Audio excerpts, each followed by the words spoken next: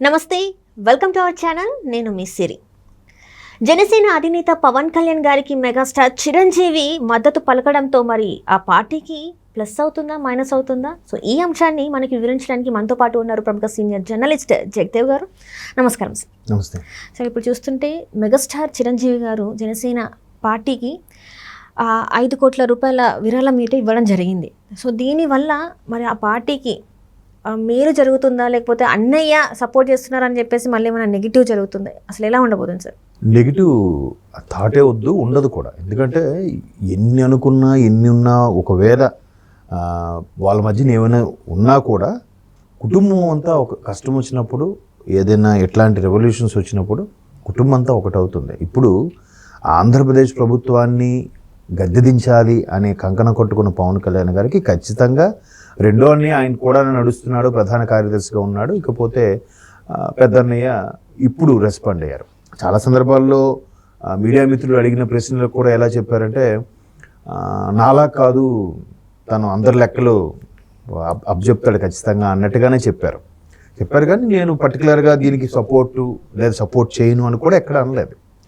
కాకపోతే మొన్న జరిగిన ఆదివారం అనకాపల్లి సభలో పవన్ కళ్యాణ్ గారు మాట్లాడుతున్నప్పుడు, అక్కడ అనకాపల్లి గ్రామ దేవత ఫేమస్ నౌకాలమ్మ జాతర కూడా జరుగుతుంటాయి. అలాంటి సందర్భంలో ఆమె దర్శించుకొని ఆమె ఆశీర్వాదం తీసుకున్నప్పుడు అది ఈయన టీవీలో చూశారట. చూసి ఇంత తపన పడుతున్నాడు, ఎంత కష్టపడుతున్నాడు, ఏదో ఒకటి చెయ్యాలి అని. అంటే ఇప్పుడు కొంతమంది ఎలా నమ్ముతారంటే భగవత్ సంకల్పం అన్నట్టుగా నమ్ముతారు. అక్కడ అమ్మవారి ప్రాంగణంలో ఉండడము, చూడడము, ఈ నెలగము చిరంజీవి కరెక్ట్గా ఆ టైంకి స్ఫురణ కలగడం. ఈ నేపథ్యంలో ఆయన ఇక్కడ హైదరాబాద్ వచ్చినప్పుడు కలవమని చెప్పాడంట చిరంజీవి గారు. ఎందుకు అంటే ఆ విజువల్ టీవీలో చూశాక ఈయనకి ఏమనిపించిందో సరే కలిసి చెప్దామని చెప్పి కలవమన్నారు. అనుకోకుండా మొన్న కలిసేటప్పుడు ఆయన అవుట్ కట్స్లో ముచ్చింతల ఏదో విశ్వంభర మన బింబిసార డైరెక్టర్ ఉన్నారు కదా, ఆయన డైరెక్షన్లో విశ్వంభర టేక్ అవుతుంది. ఆ షూట్లో ఉన్నప్పుడు అక్కడికి వెళ్ళి పవన్ కళ్యాణ్ గారు, జనసేనలో కొంతమంది కార్యకర్తలు, ప్రధానమైన నాయకులు, అలాగే నాగబాబు గారు కూడా వెళ్ళి కలిశారు. కలిసిన తర్వాత ముగ్గురు చాలాసేపు చర్చించుకొని సరైన చిరంజీవి గారు పవన్ కళ్యాణ్కి 5 కోట్ల చెక్ ఇవ్వడం జరిగింది.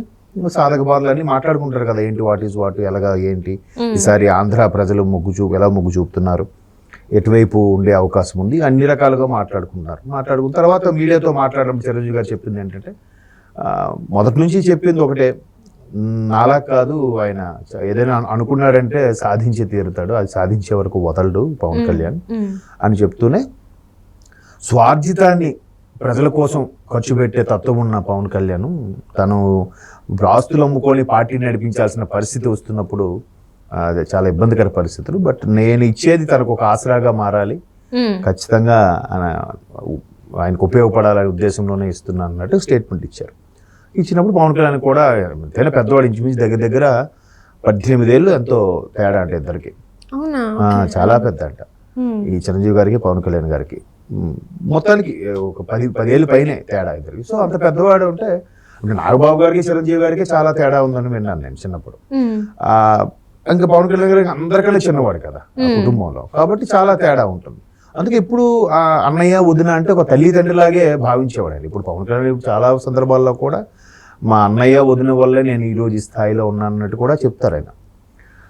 సో అలాగే అన్నయ్యని కాలుకు దండం పెట్టి ఆశీర్వాదం తీసుకోవడం, ఆయన చెక్ అందజేయడం, అలా అందజేయడం వల్ల ఎంత ఉపయోగకరంగా ఉంటుందంటే ఇండస్ట్రీలో కూడా ఒక రకమైన సంకేతాలు ఇచ్చినట్టుగా అనిపించింది. ఎందుకు, దాసనారాయణరావు గారి తర్వాత ఇండస్ట్రీలో చాలా వరకు కొన్ని సెటిల్మెంట్స్ అయినప్పుడు ఇప్పుడు అందరూ చిరంజీవి గారు తడుతున్నారు అన్నట్టుగా వార్తలు వింటున్నాం.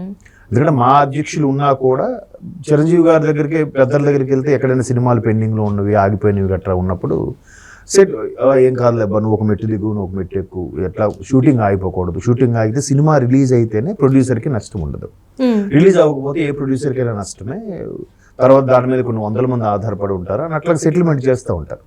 సో ఇప్పుడు చాలామంది కోరుకునేది మురళీమోహన్ లాంటి గారు, అలాంటి సీనియర్ నటులు కూడా చిరంజీవి గారు లాంటి వ్యక్తి ఉంటే బాగుంటుంది, ఆయన అందరికీ అజాతశత్రువుగా ఉంటాడు కాబట్టి బాగుంటుందని చెప్పడం వల్ల చిరంజీవి గారు ఇండస్ట్రీ పెద్ద అని ఎక్కడ ప్రకటించకపోయినా బట్ ఆ స్థానంలో ఉన్న వ్యక్తి అనుకోవాలి.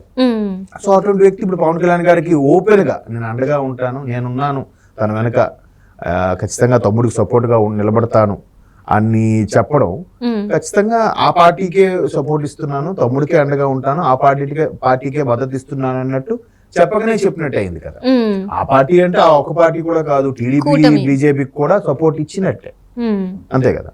సో ఈ సంకేతాలన్నీ కూడా ఇండస్ట్రీ పెద్దలు కూడా చాలా వరకు చిరంజీవి గారు అంటున్నారంటే అటే మొగ్గు చూపుతారు, వాళ్ళందరూ కూడా అటే ఫేవర్ గా చూపుతారు కాబట్టి అందులోకి విరాళం ఇవ్వడం కూడా మనం విరాళాలు ఇవ్వచ్చు, జనసేనకి విరాళాలు ఇస్తే బాగుంటుంది అని అది కూడా ఒక చిన్న హింట్ ఇచ్చినట్టు అయ్యింది. ఇప్పుడు పెద్ద పెద్ద ప్రొడ్యూసర్లు, పెద్ద పెద్ద హీరోలు కూడా రేపు పొద్దున విరాళాలు అందజేసే అవకాశం ఉండొచ్చు.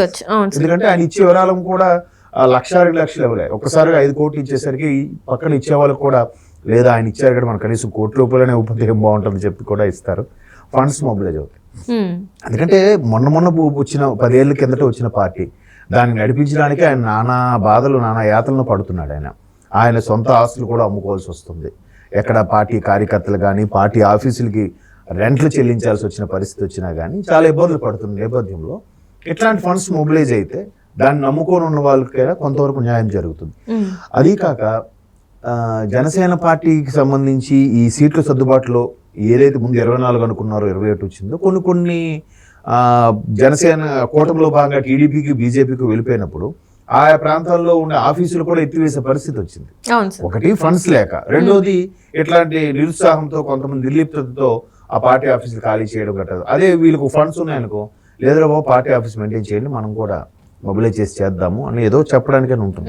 ఇవాళ రేపు మనీతోనే కదా అన్ని పనులు మనీతోనే ఉంటాయి. ఇప్పుడు కార్యకర్త ఆడెంతో కొంత ఎక్స్పెక్ట్ చేస్తాడు, ఆయన పైన ఒక లీడరు, ఆ పైన ఇంకొక లీడరు, ఆ పైన ఒక లీడరు, ఒక పైన అధ్యక్షుడు, ఇలాగ 1 by 1 ఒక ప్రోటోకాల్ ప్రకారం స్టెప్ బై స్టెప్ అందరికీ తాయిలాలు అందితేనే పార్టీ నడుస్తుంది. ఒక్కొక్క కేడర్లో ఒక్కొక్క ఇదిగా ఉంటుంది. అలాగ నడవనప్పుడు పార్టీకి మనుగడకు కూడా కష్టసాధ్యమే. కాబట్టి ఇట్లాంటి ఫండ్స్ని ఇచ్చి పార్టీని సరిగ్గా నడిపించుకొని రేపు ఎన్నికల్లో కూడా అవసరం మేరకు ఖర్చు పెట్టుకోవాలి కదా. కనీసం క్యాన్వాసింగ్కి, హోర్డింగ్లు కట్టడానికి, కనీసం ఆ జెండాలు, లేకపోతే బ్యాలెట్ పేపర్ నమూనాలు తయారు చేయడం, అట్ సేమ్ ఇక మనకి ఈ ప్లేస్లో ఇక్కడ వస్తుంది గ్లాస్ సింబల్, ఇక్కడ ఓటోకు వేయాలి, లేదా ఇక్కడ బటన్ ఇక్కడ ప్రెస్ చేయాలి అని చెప్పడానికైనా కొన్ని పాంప్లెంట్స్, లక్షల కొద్ది పాంప్లెంట్స్ పంచడానికి అది అవసరం ఉంటుంది. ఎక్కడికి వెళ్తే ఆయన ఇప్పుడు ఆ వారాహి యాత్ర ఉన్నది, వారాహి యాత్ర చేయాలంటే ఆ వారాహి వెహికల్ మెయింటెనెన్స్, దానికి అవసరమైన డీజిల్, దాని చుట్టుపక్కల ఉండే మంది మార్బలం, బాడీ గార్డ్స్, సెక్యూరిటీ, వాళ్ళ ఫుడ్, వాళ్ళ అకామిడేషన్, ఇవన్నీ ఎంత ఖర్చుతో కూడుకున్న పనులు చెప్పండి. సో వాటన్నిటికీ కూడా పరోక్షంగా ఆయన సాయం అనేది ఎంత ఉపయోగపడుతుందంటే ఇప్పుడు రాబోయే రోజుల్లో అది చూసి మరొకరు కూడా ముందుకొచ్చి ఫండ్స్ మొబిలైజ్ చేస్తారు. ఆ చిరంజీవి గారు ఇచ్చారు, గుడ్, మంచిది అని. ఇప్పుడు ఫ్యాన్స్ అసోసియేషన్లు కూడా స్టార్ట్ అవుతాయి, మనం కూడా అండగా నిలబడాలి, ఇవ్వాలి అనే తరం, అవన్నీ ఓవరాల్ గా ప్లస్ అవుతాయి కదా. సో ప్లస్ అవడం అనేది ముందు ఇంకా సరిగ్గా 30 రోజులు ఎన్నికలు ఉన్న నేపథ్యంలో అదికి మరికొద్దిగా బలం చేకూరుస్తుంది. ఎందుకంటే మానసిక స్థైర్యం ఇచ్చేది ఇవాళ రోజుల్లో డబ్బేనండి, అది ఉంటే అన్నీ వస్తాయని అందరూ అంటున్నారు. సో సరైన సమయంలో మరి సరైన నిర్ణయం తీసుకున్నారని అనిపించింది.